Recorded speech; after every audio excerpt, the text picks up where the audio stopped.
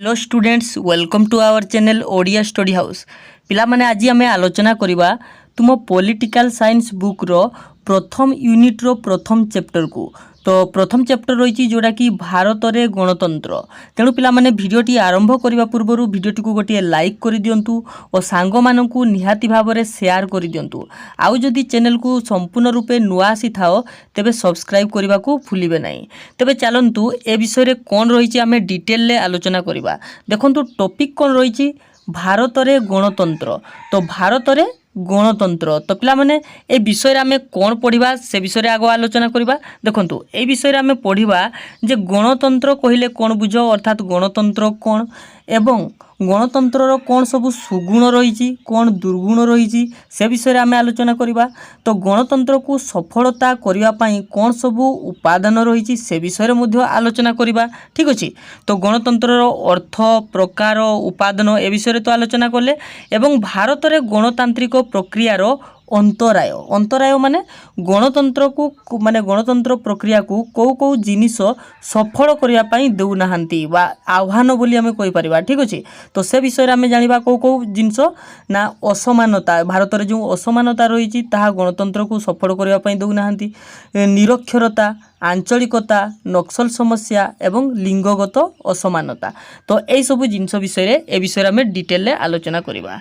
तो आज आम देखा तो गणतंत्र एवं तार प्रकार भेद विषय। ठीक अच्छे। तो पिला माने गणतंत्र अर्थ कौन ना देखंतु गणर अर्थ होची जनता बा लोक माने तंत्रर अर्थ होची शासन अर्थात जदि आम कहवा गणतंत्र माने होची लोक मानकर शासन अर्थात जनतार शासन।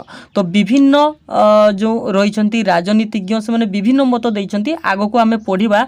तो लॉर्ड ब्राइस कौन कहते देखंतु ना जो सरकार रे शासन क्षमता कौन सी निर्दिष्ट श्रेणीर लोकों हाथ में न रही समग्र गोष्ठीर सदस्य मान हाथ में आईनतः न्यस्त थाए ताहाकू गणतंत्र कह जाए। ठीक अच्छे। तो आग को अन्य जो राजनीतिज्ञ माने रही से माने भी गणतंत्र विभिन्न संज्ञा देइछंती से गुड़िक आम आग को देखा। देखंतु प्रथमे जानिबा जो गणतंत्र शब्दटी यार इंग्राजी शब्द होउची डेमोक्रेसी। ठीक अच्छे। तो ये जो डेमोक्रेसी शब्दटी तो ये कौन है ना ये जो डेमोक्रेसी शब्दटी यह हूँ ग्रीक भाषा दुईटी शब्द रु आसी अछि। तो मन रखिए से दुईटी शब्द कौन ना गोटे हूँ डेमोस आ गोटे हूँ क्राटोस। तो पिला माने डेमोस रो अर्थ कौन ना डेमोस रो अर्थ हूँ गण बा जनता क्राटोस रो अर्थ हूँ क्षमता बा पावर। ठीक अच्छे।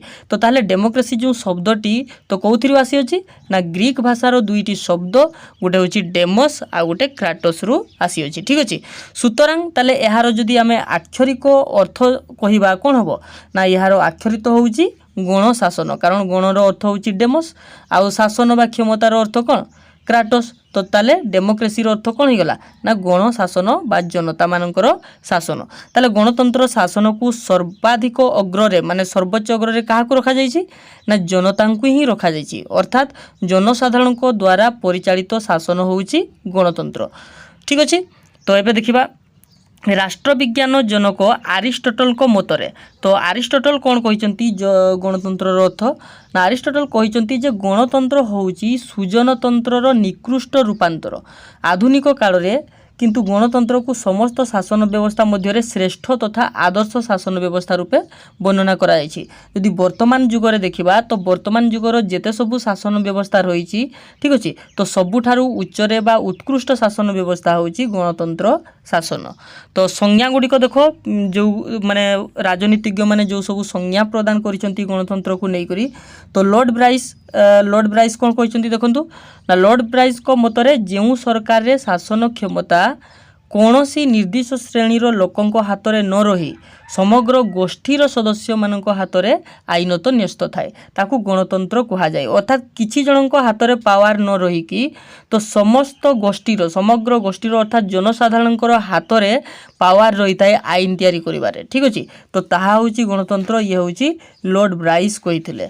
तो सेकेंड रे देखंतु राजनीतिज्ञ बा राजनीति विज्ञानी सिली कौन कहते ना गणतंत्र एपरी एक शासन व्यवस्था जो समस्तंकर भागीदार बा अंशीदार रही थाए समस्तंकर अंश रही थाए। तो पिला माने ए सब संज्ञा गुड़िक निज खातार नोट कर लिखे। ठीक अच्छे। तो बहुत बहुत इंपोर्टेंट सिलिंग मतरे गणतंत्र कहले कौन बुझ ना गणतंत्र एपरी एक शासन व्यवस्था जो समस्तंकर अंशीदार रही थाए। ठीक अच्छे। थर्ड रे देखंतु ये तो समस्ते जानिथिबे अमेरिकार पूर्वतन प्रख्यात राष्ट्रपति अब्राहम लिंकन को मतरे अब्राहम लिंकन कौन कही ना गणतंत्र होउची जनगणंकर बा जनतांकर जनगणंक द्वारा जनता माने जनतांक द्वारा एवं जनगणंक कल्याण पाई अर्थात लोकमानंक द्वारा एवं लोकमानंक पाई प्रतिष्ठित गोटे सरकार। ठीक अच्छे। ये किए कही ना ये कही अब्राहम लिंकन। तो सुतराং आम गणतंत्र कहले कौन बुझू ना गणतंत्र होची कौनसी व्यक्ति बा गोष्ठी नुहंती समस्त व्यक्ति राष्ट्रर सार्वभौम क्षमतार अधिकारी। ठीक अच्छे। तो समस्त जनता को बुझाऊँगी समस्त जनता होची राष्ट्रर सर्वोच्च क्षमतार अधिकारी अर्थात प्रत्येक नागरिकर राष्ट्र परिचालन अंशग्रहण करिवार अधिकार रही। ये हूँ गणतंत्र शासन व्यवस्था रे। ठीक अच्छे। तो किंतु व्यापक दृष्टिकोण विचार कले गणतंत्र केवल गोटे शासन व्यवस्था नुहे यह एक आदर्श समाज व्यवस्था एवं आदर्श जीवन मार्ग। तो राजनैतिक अर्थरे यह आम एक प्रतिनिधिमूलक एवं दायित्वशील सरकार मध्य कहि परिबा। गणतंत्र होची कोन प्रतिनिधिमूलक जो आम प्रतिनिधि को चयन करिथाउ एवं दायित्वशील सरकार जे सरकार थिबे से जनता हित रे काम करिवे। ठीक अछि। तो तांकर दायित्व रही। मात्र अर्थनैतिक तथा सामाजिक साम्य बिना गणतंत्रर प्रकृत स्वरूप उपलब्धि करिहेबो नाही अर्थात अर्थनैतिक समता रहिबा दरकार एवं सामाजिक समता मध्य रहिबा दरकार सामाजिक माने जोड़ा कि विभेद रहिबा दरकार नुहे। तो तेबे जाइकरी गणतंत्र सफल हो पारिबो। सुतरां समाज रे परस्पर मध्य साम्य मैत्री सहनशीलता सहृदयतार भाव रही गणतांत्रिक शासन व्यवस्था सफल होता है। तो बुझीपारे। तो गणतंत्र संज्ञा जापारे गणतंत्र जो थे कि जनता को सर्वोच्च स्थान अधिकार दि जाए। ठीक अच्छे। तो गणतंत्र देखा श्रेणी विभाग गणतंत्र केते प्रकार ना देखंतु साधारणतः गणतंत्र को दुई भाग विभक्त कराई मोस्ट इंपोर्टेंट। तो गणतंत्र केते भाग विभक्त कराई ना गणतंत्र शासन व्यवस्था होची दुई प्रकार गोटे कौन ना गोटे होची प्रत्यक्ष गणतंत्र आ गोटे होची परोक्ष बा प्रतिनिधिमूलक गणतंत्र। प्रत्यक्ष जोड़ा को आम कहि परिबा डायरेक्ट डेमोक्रेसी। ठीक अच्छे। सीधा सड़क जो गणतंत्र जोड़ा बा डायरेक्ट डेमोक्रेसी। तो डायरेक्ट डेमोक्रेसी कौन ना प्रत्यक्ष गणतंत्र रे कौन हुए ना राष्ट्रर नागरिक माने प्रत्यक्ष भाव में शासन कार्य परिचालना करती सीधा सड़क से माने निजे माने भाग नहीं कि अंशीदार होकर से माने कार्य शासन कार्य तुलाई थांती जेमती कि आईन प्रणयन करने क्षेत्र में हो कि नीति निर्धारण क्षेत्र में हो कि समस्त सरकारी कार्य संपादन करने क्षेत्र में हो। तो सबुगुड़िक कौन ना नागरिक माने निजे प्रत्यक्ष भाव में सामिल होकर कार्य परिचालना करिथांती कोठी प्रत्यक्ष गणतंत्र रे। तो ये प्रत्यक्ष गणतंत्र देखंतु एबे जदि आमे देखिबा आधुनिक जो देश गुड़िक मध्य स्विट्जरलैंड जो देश रही से प्रत्यक्ष गणतंत्र रही किंतु प्राचीन ग्रीस रो नागरिक जो नगर राज्य गुड़िक ए प्रकार व्यवस्था प्रचलन थिला। ठीक अच्छे। पूर्वरु कौटी थिला ना ग्रीस रो जो नगर राज्य गुड़िक रही जमती कि एथेन्स बोली गोटे रही। तो एथेन्स नगर राज्य रे तो प्रत्यक्ष गणतंत्र व्यवस्था प्रचलित थिला। ठीक अच्छे। तो नगर राज्यर समस्त नागरिक गोटे स्थान रे समवेत होई आईन प्रणयन करुथिले कौन करुथिले ना नगर राज्यर जेते सबू जनसाधारण थिले नागरिक थिले से गोटे जगार बसुथिले जहाँ कह जाउथला मुक्ताकाश सभा। ए वार्डटा पिला माने मन रखबो। तो मुक्ताकाश सभा जो कह जाउची एटा होची प्रत्यक्ष गणतंत्र गोटे अंश। ठीक अच्छे। एटा को लैंड्स जिमेंट बोली मध्य कह जाए। कौन कह जाए लैंड्स जिमेंट ये वार्डटा माने मन रखिबे। ठीक अच्छे। तो नहले खातार नोट करी रखंतु लैंड्स जिमेंट जहाँ मुक्ताकाश सभा था। तो सेटा कौन ना जोड़ा कि प्रत्यक्ष गणतंत्र शासन रे होई थाए बा तार गोटे अंश। एथिरे कौन ना जो नगर राज्यर समस्त नागरिक कौन करबे ना गोटे स्थान रे से माने समवेत होइकरी बसिबे सेथिरे आईन प्रणयन करिवे नीति निर्धारण करिवे अर्थात समस्त सरकारी कार्य संपादन करुथिबे। ठीक अछि। तो समय समय एही परि भाबरे से माने एकत्रित होई विचार कार्य मध्य परिचालना करुथिले। मात्र यह संभव होउतला कोथि पई ना सेते बेले नगर राज्य गुडी क्षुद्र क्षुद्र थिला छोट छोट थिला अल्प लोक बास करुथिले। ठीक अछि।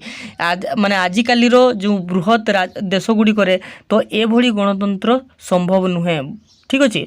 तो से कौन होता ना राज्य गुड़िक बहुत छोट छोट थिला, अल्प लोक थिले, तेणुक से गोटे जगार समवेत होकर कौन करुले नीति निर्धारण करुले, ठीक अच्छे, आईन प्रणयन करुले। मात्र आधुनिक काल रे राष्ट्रर आयतन तथा जनसंख्यार अभिवृद्धि जोगु यह आउ संभवपर हो रही ना, ठीक अच्छे। वर्तमान केवल जदि कहवा स्विट्जरलैंड रे यही प्रकार व्यवस्था प्रचलित होउची। मोस्ट इंपोर्टेंट पिला माने खातारे नोट करिवे। तो वर्तमान जो देश गुड़िक रही केवल स्विट्जरलैंड रे ही प्रत्यक्ष गणतंत्र प्रचलित। तो परीक्षा बारंबार आसे, ठीक अच्छे। सेठारे जो 3 गोटी पंथा प्रवर्तित होइची ताहा साधारणतः प्रत्यक्ष गणतंत्रर लक्षण रूपे विवेचित होता है। तो ये मोस्ट इंपोर्टेंट प्रत्यक्ष गणतंत्र जो 3 गोटी लक्षण रही या उपादान जोटा केवल प्रत्यक्ष गणतंत्र रे ही परिलक्षित हुए से गुड़ी कौन कौन ना नंबर 1 हूँ गणभोट, नंबर 2 कौन अच्छी ना गणोद्योग एवं नंबर 3 कौन रही ना प्रत्याहार। तो पिला माने तो गणभोट, गणोद्योग एवं प्रत्याहार ये सबू कौन आम डिटेल आलोचना करवा। तो भल भाव बुझंतु देखंतु प्रथम कौन रही ना गणभोट, एगुड़िक हूँ प्रत्यक्ष गणतंत्र उपादान मन रखिए, ठीक अच्छे। तो 3टी उपादान कौन कौन रही ना गणभोट, गणोद्योग एवं प्रत्याहार। तो गणभोट कौन पिला माने देखंतु कौन सी विषय जदि आईन प्रणयन करिवार अछि, ठीक अच्छे, तो सेतेबेले कौन करिवे ना व्यवस्थापिका सभारे प्रणीत आईनटी कार्यकारी हेबा पूर्वरु जनसाधारण को निकट रे एहाकू उपस्थापित करा जिवो। तो पिला माने बुझी पारले मु आउ थरे कहि दउची देखंतु गुटे जिंस विषय रे आईन करा जिवो तो से विषय रे व्यवस्थापिक सभा मन इच्छा आईन करि पारिबो नाही। से कौन करिवो ना से आईन करिबा आईन को कार्यकारी करिबा पूर्वरु तो जनसाधारण को निकट रे एहाकू उपस्थापित करा जिवो जे एटा आईन रे परिणत हेबा उचित ना नुहे। तो जनसाधारण एहा विचार करिवे, ठीक अछि। केमिति विचार करिवे से माने गणभोट माध्यम रे विचार करिवे। से माने माने तांकर मत प्रकाश करिवे भोट माध्यम रे हां जे एई जिनसटा माने एई जिनस ऊपर आईन तैयारी हेबा उचित किंबा अनुचित, ठीक अछि। तो ताले बुझिपाले गणभोट कौन ना कौनसी विषय रे आईन प्रणीत हेबा पूर्वरु व्यवस्थापिक सभा रे हला ता पूर्वरु कौन हो ना जनसाधारण को निकट रे एहाकू उपस्थापित करा जिवो। आ गणभोट माध्यम रे एहा जनसाधारण को द्वारा गृहीत हेला पर जैकरी कार्यकारी होइताय, ठीक अछि। एहाकू आमे बाध्यतामूलक जनमत संग्रह मध्य कहि थाउ। तो एही व्यवस्था फल रे कौन होला ना व्यवस्थापक सभार सभ्य माने मनमुखी आईन प्रणयन करि पारंती नाही। से मान तांकर निज इच्छा अनुसार जे कोनसी ऊपर माने जे कोनसी जिनिस ऊपर आईन तैयारी करि पारंती नाही, ठीक अछि। तो सबु क्षेत्र रे कोन जनतांकर मत लड़ा जाय। तो केते क्षेत्र रे एही जनमत संग्रह व्यवस्था बाध्यतामूलक न होई इच्छाधीन मध्य होइताय। इच्छाधीन व्यवस्था रे केवल किछि संख्यक भोटदाता आवेदन कले व्यवस्थापिका सभा प्रणीत आईन चिठा निर्वाचक मानक निकट रे उपस्थापित होई तांकर मतामत निया जाय एवं तांको द्वारा गृहीत हेले ता कार्यकारी हुए। तो पिला माने गणभोट पूरापूरी बुझी पारले। तो गणभोट जोटा कि व्यवस्थापिका सभा रे आईन प्रणयन करबा पूर्वरु जनसाधारण को निकट रे उपस्थापित करा जिवो एवं से माने कोन करिवे ना गणभोट माध्यम रे निजर मत प्रकाश करिवे, ठीक अछि। तापर जाई करी ताहा आईन रे परिणत होबो। तो एबे देखिबा हमें गणोद्योग सेकेंड उपादान जोड़ा कि प्रत्यक्ष गणतंत्र रही कौन ना गणोद्योग। तो गणोद्योग पिला माने कौन ठीक सेम जिनस देखंतु जेतेबेले लोक माने चाहिबे जे कोनोसी विषय रे गुटे आईन प्रणयन हो बोली, ठीक अछि। देशर जनसाधारण से माने चाहिबे जे एई विषय रे गुटे आईन गुटे तैयारी हो बोली, ठीक अछि। तो से माने कोन करिवे से माने व्यवस्थापिका सभा को से माने कोन करिवे से माने व्यवस्थापिका सभा को अनुरोध करिवे, ठीक अच्छे, किंबा निर्देश देवे जे ए विषय गोटे आईन प्रणयन हो बोली करी। देखंतु कोन लिखा अछि जेतेबेले लोक माने कोनोसी आईन प्रणयनर आवश्यकता उपलब्ध करंती सेतेबेले एही पंथा अनुसरण करा जाय थाय। लोकंकर व्यवस्थापक सभा को निर्दिष्ट आईन प्रणयन करिया पई से माने निर्देश देवा अथवा अनुरोध करिवार अधिकार रहिछि जे लोक माने निजे कोन करिवे निजे अनुरोध करिवे व्यवस्थापिक सभा को जे ए विषय रे हमर गुटे आईन निहाती हेबा दरकार किंबा निर्देश मध्य दे पारिबे जे ए विषय रे गुटे आईन निहाती हो, ठीक अच्छे। तो यह हूँ गणोद्योग। तो कौन सी क्षेत्र में लोक मैंने निजे आईन चिठा प्रस्तुत करी व्यवस्थापक सभा को ताहा ग्रहण करने पठे था। बेले बेले कौन हुए ना लोक मैंने ताहाकू पूरा निजे आईन चिठा प्रस्तुत करदेवे और से जिनसा को कौन करेंगे ना व्यवस्थापिका सभा को पठेबे जे यहाँ ग्रहण करा जाऊ बोलिकी। ठीक अच्छे। तो लोके आईन प्रणयन प्राथमिक उपक्रम करुथबारु याकू उपक्रम मध्य कहा जाइताय। तो ताले प्रत्यक्ष गणतंत्र ये अच्छी द्वितीय उपादान गणोद्योग। ठीक अच्छे। तो पिला माने बुझी पारिथिबे। एबे देखिबा हमें लास्ट रे कौन अच्छी ना प्रत्याहार। तो प्रत्याहार रो अर्थ पिला माने कौन ना प्रत्याहार माने परित्याग करैबा बा बाहर करैदेबा। ठीक अच्छे। देखो क्या बाहर करवा ना जो प्रतिनिधि मानू लोक मैंने निर्वाचित करिथांती जदि से माने संतोषजनक कार्य करि न पारंती तो लोक मानू लागिला जदि से माने ठीक काम करू नाहंती लोक मानकर संतुष्टि करै पारु नाहंती। ठीक अच्छे। तो से माने तांको पदरु विताड़ित करिवार अधिकार जनसाधारण को दिया जाइछ। निर्वाचक गण पाखरे रही थाए अर्थात निर्वाचक जो माने निर्वाचित करिथांती अर्थात जनसाधारण। ठीक अच्छे। तो जनसाधारण कौन कौन करें ना तांको जदि कौन सी प्रतिनिधि असंतुष्ट लगिला से तांको कार्य असंतुष्ट लगिला ताले तांको कौन विताड़ित करिवार अधिकार मध्य लोक मानकर रही। तो यहाँ को प्रत्याहार कहा जाए। ठीक अच्छे। तो जोठारे ए व्यवस्था प्रचलन थाए सेठारे निर्दिष्ट संख्यक निर्वाचक जेकोसी समय निज प्रतिनिधि को पदच्युत करने प्रस्ताव आनी संख्यागरिष्ठता निर्वाचकों समर्थन क्रमे ताहाकू प्रतिनिधित्व अंतर कर दे पारंती। तो कौन करि पारंती जदि लोक प्रतिनिधि तांको माने कौन लोक प्रतिनिधि कार्य उपरे जनसाधारण असंतुष्ट हेले से माने कौन करिवे ना से माने गोटे माने भोट व्यवस्था करिवे। ठीक अच्छे। तो से भोट व्यवस्था माध्यम जदि संख्यागरिष्ठ को निर्वाचक से माने समर्थन देदेले जे नाई यहाँ को बाहर करदेवा उचित तो ताले ताकू बाहर मध्य कर दे पारंती से अधिकार जनसाधारण रही। तो यह हूँ प्रत्यक्ष गणतंत्र ये मध्य गोटे उपादान। सुतरां जड़े प्रतिनिधि थरे निर्वाचित हो गले से निरंकुश भाव में निर्दिष्ट समय पर क्षमतार रही व्यक्तिगत स्वार्थ हासिल करिवार सुजोग लाभ करती नहीं। अर्थात जड़े प्रतिनिधि हो गला परे से मन इच्छा शासन करि परिबो नहीं निजर स्वार्थ पई काम करि परिबो नहीं कारण लोक मैंने जिते बड़े भी चाहिए तांको बहिष्कृत करें। ठीक अच्छे। तो नेक्स्ट देखिबा परोक्ष गणतंत्र। प्रत्यक्ष गणतंत्र रे तीनोटी हूँ मुख्य उपादान थिला। ठीक अच्छे। देखो आ गोटे कथा मन रखिए ये जो प्रत्यक्ष गणतंत्र को कौन कहा जाए ना यहाँ शुद्ध बा विशुद्ध गणतंत्र कहा जाए कहीं ना ए डायरेक्टली जनसाधारण निजे रहीकि कौन आईन प्रणयन करुछंती निजे चयन करुछंती निजे विताड़ित करुछंती। ठीक अच्छे प्रतिनिधि मानू तेणु यहाँ आम शुद्ध गणतंत्र बा विशुद्ध गणतंत्र बोली मध्य कहि परिबा। तो यहाँ मध्य खातार लिखि रखिबे जे प्रत्यक्ष गणतंत्र अन्य नाम होउची विशुद्ध गणतंत्र। ठीक अच्छे। तो एबे आम देखिबा परोक्ष गणतंत्र। तो परोक्ष गणतंत्र कौन ना परोक्ष गणतंत्र देखंतु जो शासन रे सार्वभौम क्षमतार अधिकारी जनसाधारण सरकार परिचालन रे प्रत्यक्ष भाव में अंशग्रहण न करी से मानकर प्रतिनिधि मानक हाथ में शासन दायित्व न्यस्त करिथांती ताहाकू परोक्ष गणतंत्र बा प्रतिनिधिमूलक गणतंत्र कहा जाई थाए। तो प्रत्यक्ष गणतंत्र रे आमे कौन देखिले जे जनसाधारण निजे कौन करुथिले ना आईन प्रणयन करुथिले माने आईन शासन दायित्व निज हाथ को नहीं। ठीक अच्छे। किंतु परोक्ष गणतंत्र रे सेमिति नुहे। परोक्ष गणतंत्र रे कौन करती ना से माने गोटे प्रतिनिधि बाछि थांती एवं से प्रतिनिधि हाथ में निजर शासन दायित्व तुले दे थांती। ठीक अच्छे। न्यस्त करि थांती। ठीक अच्छे। तो प्रतिनिधि माध्यम से जनसाधारण कौन शासित होई थांती। तो देखिबा यह हूँ परोक्ष गणतंत्र। तेणुक यहाँ कौन कहा जाए ना प्रतिनिधिमूलक गणतंत्र मध्य कहा जाए। तो परोक्ष गणतंत्र जदि अन्य ना कहबा प्रतिनिधिमूलक गणतंत्र कारण एथिरे प्रतिनिधि को कौन शासन दायित्व न्यस्त करा जाय थाई। एठारे जनसाधारण को द्वारा निर्वाचित प्रतिनिधि माने ही वास्तव में क्षमतार अधिकारी होई थांती। प्रकृत क्षमता के पाई थाई ना जनसाधारण जहाकू निर्वाचित करि थांती जहाकू प्रतिनिधि रूपे बाछि थांती। तो से माने जनसाधारण को नाम रे शासन करती। आधुनिक जुगरे एई प्रतिनिधिमूलक बा परोक्ष गणतंत्र ही प्रचलित। ठीक अच्छे। तो वर्तमान जुगरे जदि देखिबा तो अधिकांश राष्ट्र रे माने अधिकांश मैक्सिमम माने प्राय राष्ट्र रे परोक्ष गणतंत्र ही प्रचलित। प्रत्यक्ष तो आमे जानिले स्विट्जरलैंड रे ही प्रचलित। ठीक अच्छे।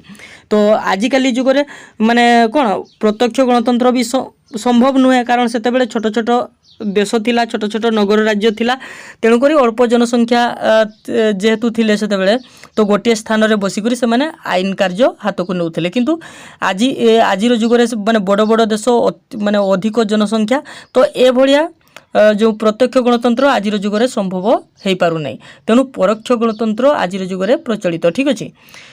तापर आमे देखिबा देखंतु गणतंत्रर लक्षण तो गणतंत्र लक्षण पिला माने आगो को आमे नेक्स्ट क्लास रे आलोचना करिबा तो एई भली भाव रे आमे आगो को कोन सबु विषय को आलोचना करबा सबु विषय को कवर करबा तेणु पिला माने हम चैनल ले निहाती भाव रे जोड़ी होई रहथांतु ठीक अछि।